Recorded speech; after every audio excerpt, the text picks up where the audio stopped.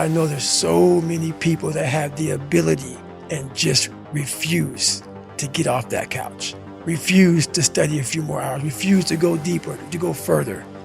And that's where I gain the advantage. It's so easy to be great nowadays, my friend, because most people are weak. Most people don't want to go to that extra mile. Most people don't want to find that extra because it sucks. It's miserable. It's lonely. You talk about that you were kind of, lonely by yourself. I was the same way.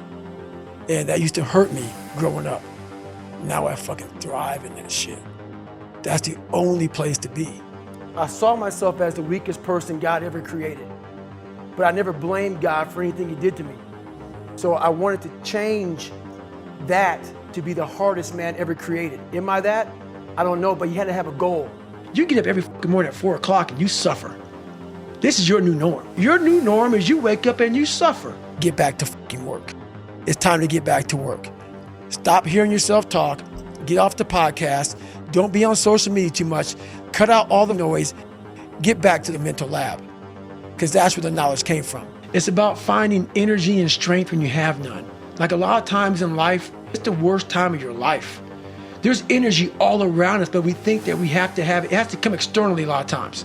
We gotta have like a TV in front of us, watch somebody, listen to a podcast, listen to a great music. A lot of times in life it's quiet.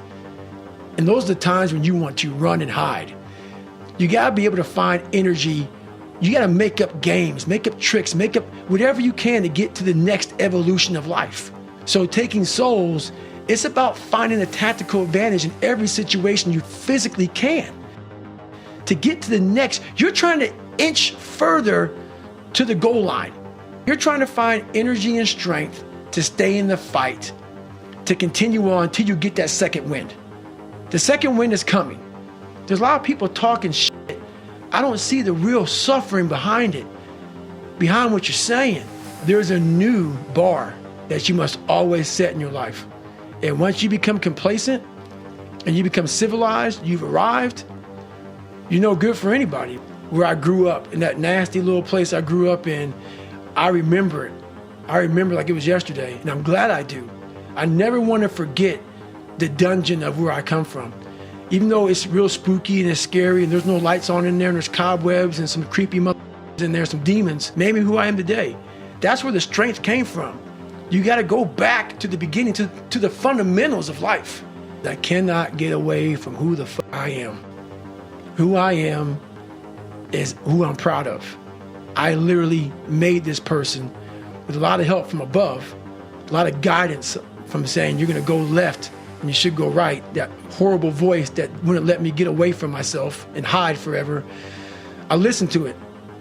And the only way you can set the example is you have to always be willing to work. I don't follow people who talk about what they used to do in life. I don't care that, you used to be the best. I don't care. What are you doing today? You may not be that person now, but what are you still doing to try to excel in life? And a lot of people now are talking. I hear so much talk. I don't hear a lot of work. I hear a lot of people telling you what you should be doing, how you should be doing it, how you should be fucking living.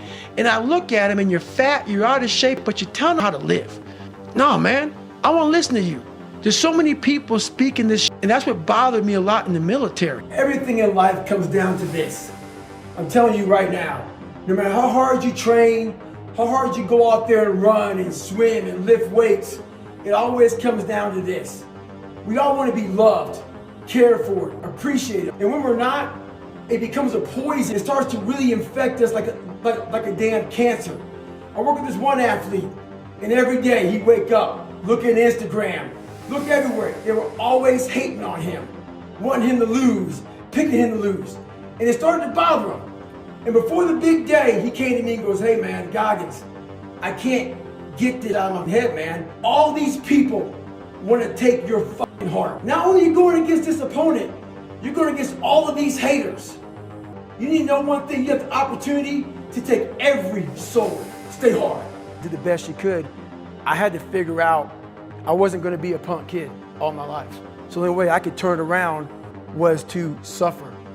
I had to build calluses in my brain the same way I built calluses on my hands. So I broke the Guinness Book of World Records for pull-ups a long time ago, and I did 67,000 pull-ups in trying to break this record. So to do 4,030 pull-ups, I had to do 67,000 for training for that. And so in my goal, when I was sitting there, not going to school, being bullied, having no self-esteem, my goal was the only person that's gonna turn this person around is me.